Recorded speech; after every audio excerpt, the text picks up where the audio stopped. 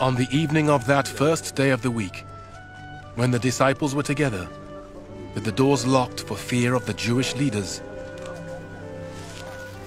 Jesus came and stood among them and said, "Peace be with you."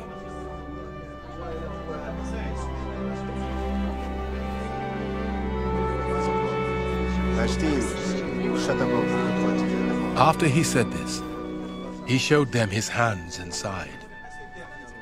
The disciples were overjoyed when they saw the Lord. Again Jesus said, "Peace be with you. As the Father has sent me, I am sending you." And with that, he breathed on them and said, "Receive the Holy Spirit. If you forgive anyone's sins, their sins are forgiven. If you do not forgive them, they are not forgiven." Now Thomas, also known as Didymus, one of the 12, was not with the disciples when Jesus came. So the other disciples told him, "We have seen the Lord." But he said to them, "Unless I see the nail marks in his hands, and put my finger where the nails were, and put my hand into his side, I will not believe."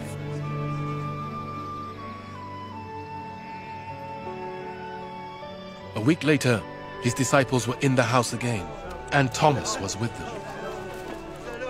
Though the doors were locked, Jesus came and stood among them and said, "Peace be with you."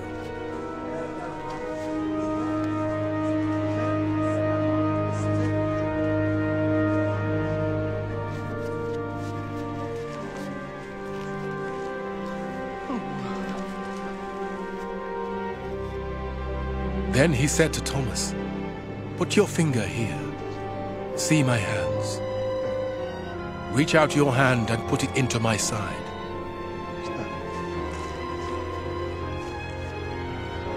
Stop doubting and believe." Thomas said to him, "My Lord and my God." Then Jesus told him, "Because you have seen me, you have believed. Blessed are those who have not seen and yet have believed."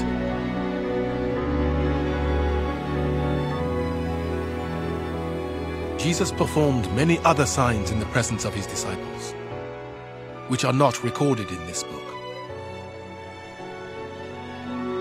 But these are written that you may believe that Jesus is the Messiah, the Son of God, and that by believing you may have life in his name. Okay.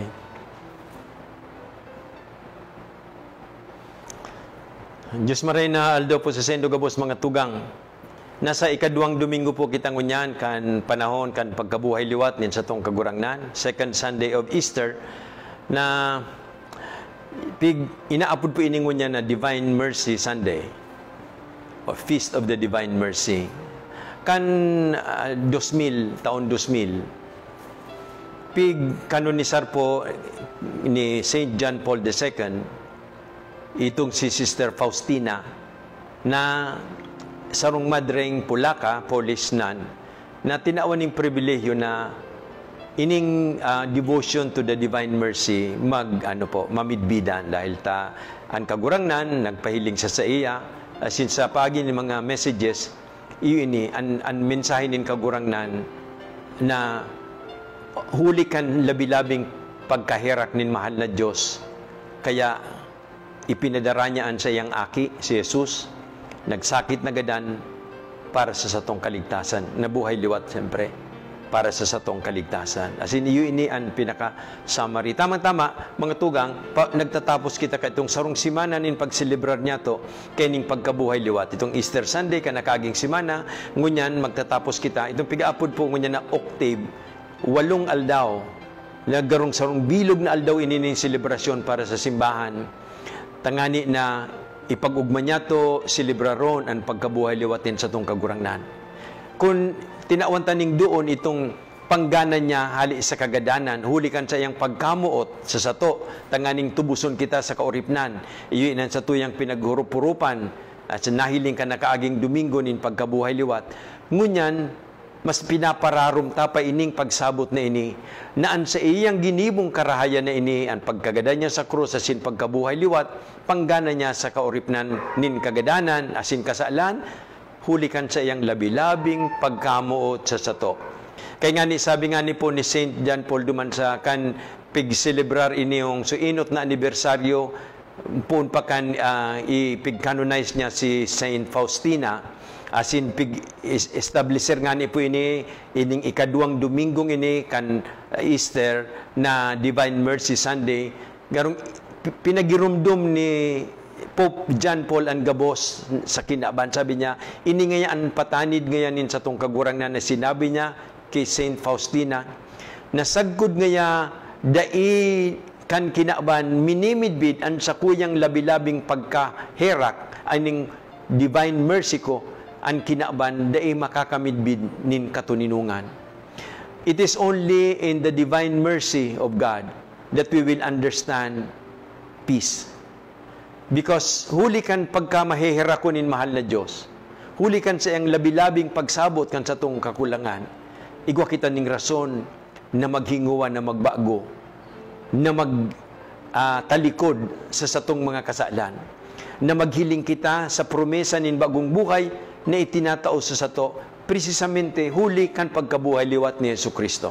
Bako ini basta panggana lang, nakipag-iwal siya sa demonyo, asin ang gana siya, ipinahiling nin Diyos na siya makapangyarihan, which is true, totoo yan.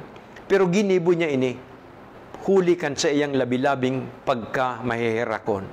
Asin sa iyang pagkahirak na yan, padagos niyang pinapabulos sa kinaban. Yun ini ang sabi ni Pope John Paul II na yun magiging dalan pasiring sa tunay na katuninukan nin kinaban. Ngunyan mga tugang sa Domingong ini, mahiling ta na digdi an inot na bunga kay ning pagkabuhay liwat din sa tong kagurangnan.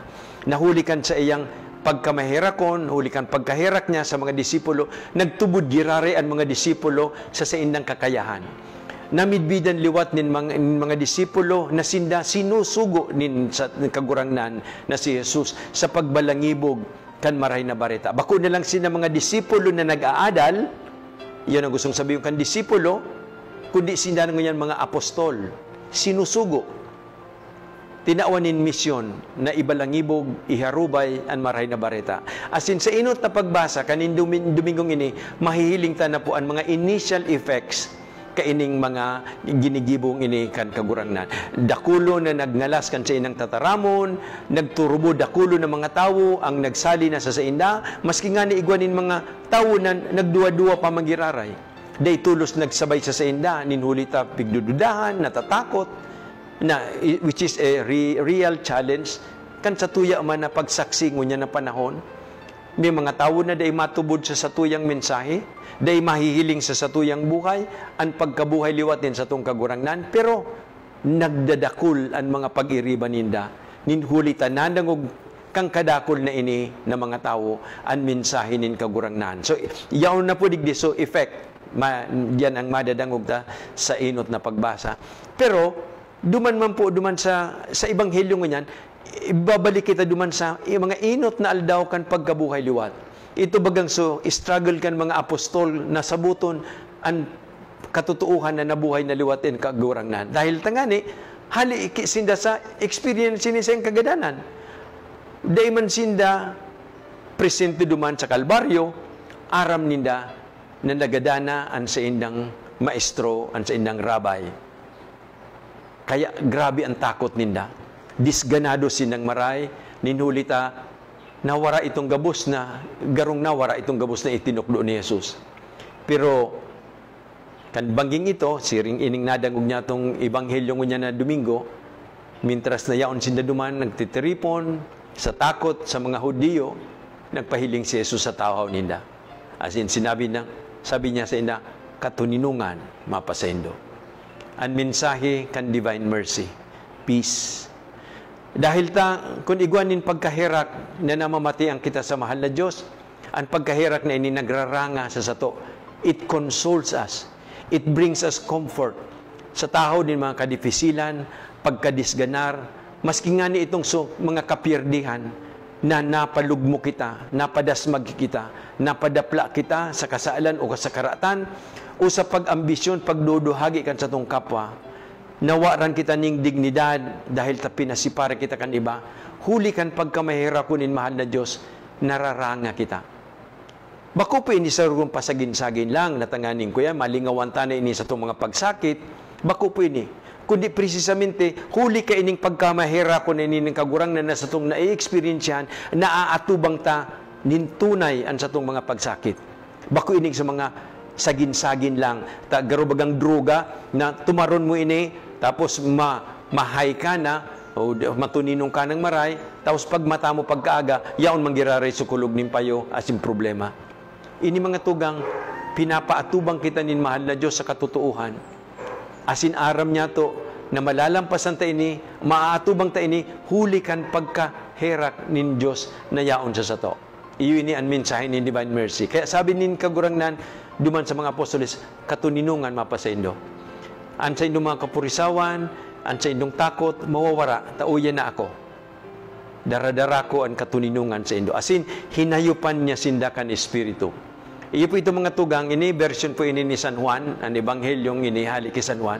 Iyo ini ang version kan Pentecost ni San Juan. Bako itong Pentecost na araw kay San Lucas, na yaon sila nagtitiripon, nagsakat na sa langit si Jesus. Digdi, para kay San Juan, ang Pentecost, ang pagdatong kan Espiritu Santo, duman mismo sa momento na naaraman nindang nabuhay na liwat si Jesus.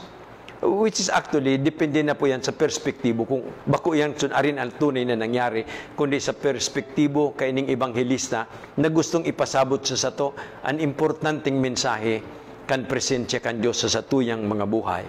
Presensya kan sayang pagkaherak, asin ang presensya na nangyayari, ining pagkaherak na ini, huli kan Espiritu Santo na ipinapadara sa sato. Pero di pa po natapos ang istoryang yan kay ining Divine Mercy. Dahil sa ang ebanghelyong ini, nagtatapos kan istorya ni Santo Tomas, ang apostol na nagdududa. Tada isya kan inot na magpahiling si Jesus, dahil siya duman, hindi ako nagsahin. This time around, so second time na si Jesus magpahiling, yaon na siya duman. Pero bago nga nito nangyari, anong sabi niya? Sa kunaday ko na bubugtak ang sa kuyang muro, sa sayang palad, ang sa kong kamot, sa sayang hirog, di ako matubod. Asin kan mahiling na siya ni Jesus, nagpahiling na si Jesus duman, nagrani ki Tomas, asin, Tomas, o niyo, kaputinaan sa ko. Di ka na magduwa-duwa, kundi magtubod. Mga tugang importante, ining papel ni Santo Tomas. Ining pagduda niyang ini, importanteng marani sa satuya. Di kita magsabi, yung Tomas mapano ini, kung kasuarin pa dapat na presente duman, saka naging absent, kaya lugod, nagkaigwan ng problema. Pero mga tugang, siguro, binuot nin mahal na Diyos o tinugutan nin mahal na Diyos na mangyari ito. Tanganing kita na mga sagud mo niyan, igwanin pagduwa-duwa sa karahayan kan Diyos, mahiling ta kay Santo Tomas, ang eksperyensya kan pagkamahera ko nin kagurangnan.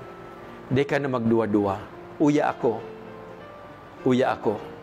Di ka na magduwa-duwa. Magtubod ka. Lugod mga tugang, ini pong pagselebrar ta kay ning Divine Mercy Sunday, ini iuman ina sa tuyang maipahayag sa satong mga buhay, sa satuyang kinaban. Patus man in pagduwa-duwa, patus man in pagkadisganar, yaon ang mensahe nin paglaom, yaon ang mensahe nin pagkabuhay liwat nin satong kagurangnan, asin yaon ang mensahe kan pagkamahera ko nin Diyos, na minadaog kan gabos, asin nagdadaranin katuninungan sa satong mga puso, sa satuyang buhay, sa bilog na kinaban.